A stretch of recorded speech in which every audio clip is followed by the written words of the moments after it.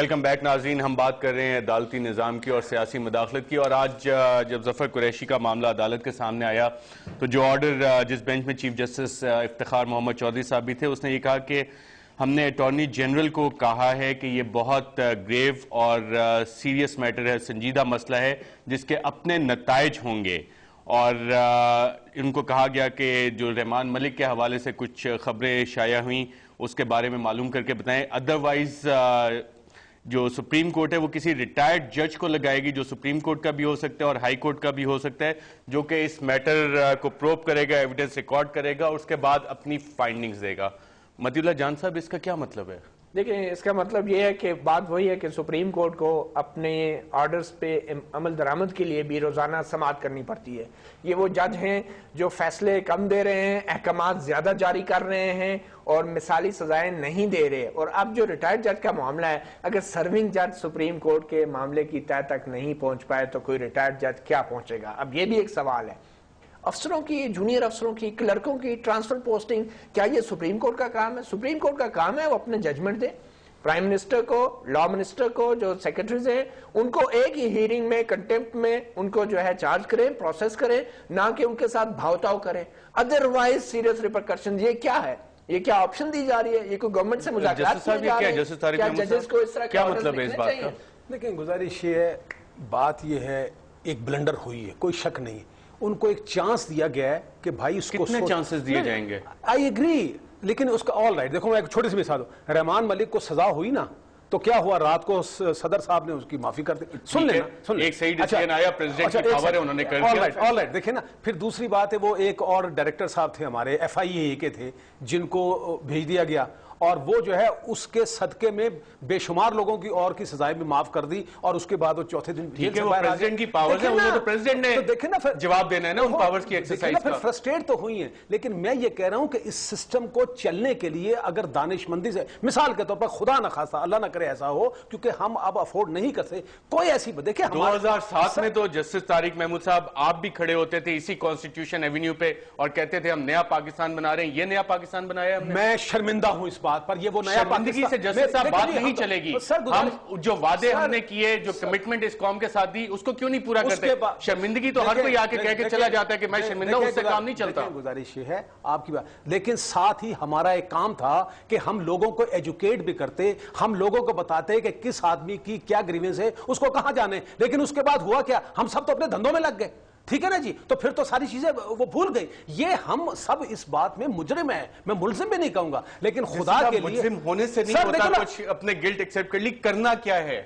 करना यही है, देखिए, साइमल्टेनियसली ये जो आप काम कर रहे हैं ना, ये लोगों को जो एजुकेट कर रहे हैं इस प्रोग्रामों के जरिए, ये जो अवेयरनेस लाने की कोशिश, यही ये प्रेशर है जो अल्टीमेटली इन सियासतदानों पर पड़ेगा, इन पार्लियामेंट। साहब 200 प्रोग्राम मैं कर चुका हूं, 200 में और कर दूंगा। सर फर्क पड़ा, सर आ रहा है, देखिए फिर भी तब्दीली आ रही है, लेकिन तरीके से आएगी, रातों रात नहीं आएगी। तब्दीली तब आएगी। तब्दीली की तरफ मसला आते हैं। मैं हामिद खान साहब से पूछूं। हामिद खान साहब, जब सुप्रीम कोर्ट ये ऑर्डर में अपने कहती है कि इसके सीरियस रिपरकशंस होंगे, ये ग्रेव और सीरियस मैटर है और हम सुप्रीम कोर्ट का या हाई कोर्ट का कोई रिटायर्ड जज लगाएंगे, तो सुप्रीम कोर्ट के सर्विंग जजेस ये मामला की तहकीकात क्यों नहीं कर सकते?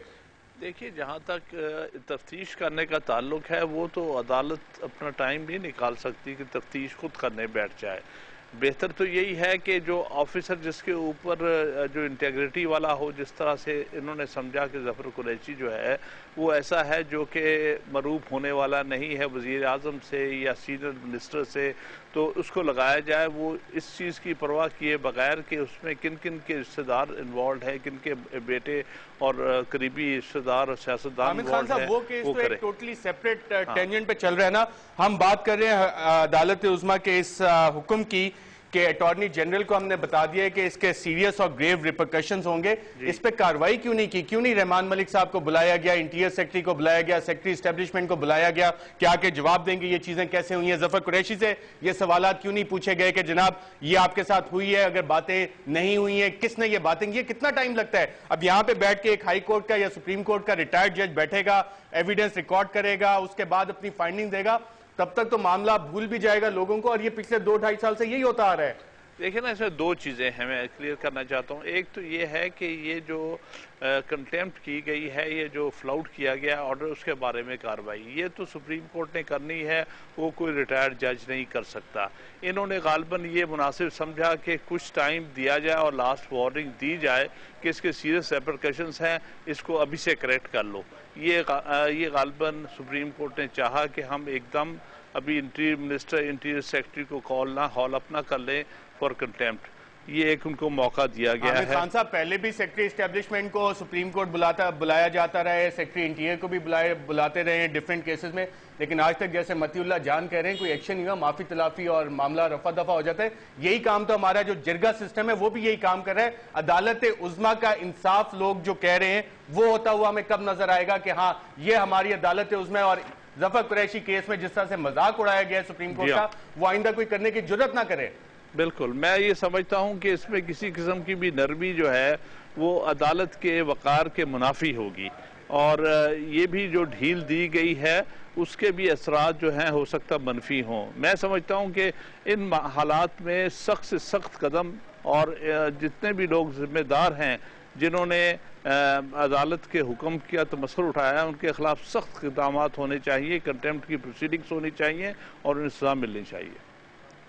एक चीज बहुत क्लियर जल्दी से मैं बताता चलूं, ये सिर्फ जजों ने सब कुछ नहीं करना, हमारी सिविल सोसाइटी, हमारी सियासी जमातें, पाकिस्तान पीपल्स पार्टी के अंदर जो जहन रखने वाले लोग हैं, जो ईमानदार लोग हैं, उनको ये सवाल अपनी पार्टी के अंदर और पार्लियामेंट के अंदर उठाना चाहिए कि क्या हमारी जमात को अदालतों के फैसलों का ऐसा मजाक उड़ाना चाहिए कि नहीं। लोगों को, सिविल सोसाइटी को जो सड़क पे आके इन चीजों को खिलाफ एहतजाज करना चाहिए। मतीउल्लाह जान, आप पहले सुप्रीम कोर्ट कवर करते थे, आजकल आप पार्लियामेंट कवर कर रहे हैं, आपको पार्लियामेंट के 342 मेंबर्स में से ऐसा कोई शख्स मिला? देखिए, अभी ये मामला फ्लोर ऑफ द हाउस पे जब नेक्स्ट सेशन होगा, जब टेकअप होगा, तो उस वक्त देखा जाएगा कि पार्लियामेंटेरियंस का क्या रद्द-ए-अमल है। ऐसे पहले के मामला पहले भी टेकअप होते रहे, क्योंकि ऐसे मामला पहले इस तरीके से टेकअप नहीं हुए, इसलिए आज अदालत को रोजाना बैठ के अपने अहकामात पे अमल दरामद के बारे में खुद पूछना पड़ता है। ये वो मामला हैं जो पार्लियामेंटर को, सियासतदानों को, जमातों को, अपने पार्टी के लेवल पे और लोगों को और सिविल सोसाइटी को सड़क पे आके इन मामला को उठाना चाहिए, मीडिया को प्रेशर बिल्ड करना चाहिए। सिर्फ एक चीफ जस्टिस इफ्तिखार चौधरी के रोजाना हेयरिंग या समाज या कचहरी लगा लेने से इन पे अमल दरामद मीडिया मतीउल्लाह जान कोई प्रेशर बिल्डअप नहीं कर सकता। मीडिया सिर्फ आवाम को हकायक बता सकता है कि ये चीज हुई है। आप जैसे एक्सपर्ट्स हैं, जस्टिस तारिक महमूद साहब है, हामिद खान साहब है, उनसे ओपिनियन लिया जा सकता है कि ये चीज है, इसका मतलब क्या है, वो चीज हम लोग कर सकते हैं। प्रेशर तो मीडिया नहीं बिल्ड कर सकता। प्रेशर बिल्कुल मीडिया बिल्ड करता है और आज तक करता आ रहा है। आपके ख्याल में सुप्रीम कोर्ट के बाहर जो दर्जनों कैमरे लगे होते हैं, किस लिए लगे होते हैं? आवाम को हकायक बताने के लिए कि वहां पे क्या कार्रवाई ख्याल में सुप्रीम कोर्ट किस तरह बेबसी की आलम में इस मीडिया की मदद लेकर अपने अहकामात के हवाले से, मेरा नहीं ख्याल मतीउल्लाह जान, इतने ही कैमरे पार्लियामेंट के बाहर भी लगे होते हैं, कोई और इंपॉर्टेंट वहां पे भी लगे होते हैं। ब्रेकिंग न्यूज और सुर्ख पट्टियां सुप्रीम कोर्ट के बाहर से चलती हैं, आपकी पार्लियामेंट से आपके एफिशिएंट रिपोर्टर्स हैं सुप्रीम कोर्ट में, आप जैसे एक्सपीरियंस रिपोर्टर वहां पे हमारे सुप्रीम कोर्ट के बाहर जो इतने कैमरे होने चाहिए, ये बहुत बड़ा सवालिया निशान है। वजह यह है कि जजों को एतबार नहीं है कि उनके अहकामात पे हुकूमत अमल करेगी, वो मीडिया का सहारा ले रहे हैं, बयान देते हैं। मतीउल्लाह जान, मैं आपकी इस बात से इत्तेफाक नहीं करूंगा और शायद बहुत सारे मीडिया प्रोफेशनल्स भी इससे इत्तेफाक ना करें, क्योंकि कैमरे इतनी ही तादाद में बाकी जहां पे भी इंपॉर्टेंट इवेंट्स होते हैं सब जगह पे होते हैं। और सुप्रीम कहां से आती है? सुबह सबसे पहले काम सुप्रीम कोर्ट शुरू करती है, बाकी जगह तो बहुत देर से लोग बयान की होती है। सुप्रीम कोर्ट सबसे पहले काम मतीउल्लाह जान शुरू करती है, बाकी एग्जीक्यूटिव के काम बहुत देर से शुरू होते हैं, पीएम प्रेसिडेंट के काम। नाज़रीन, यहाँ पे एक वक्फा लेकर दोबारा हाजिर होते हैं।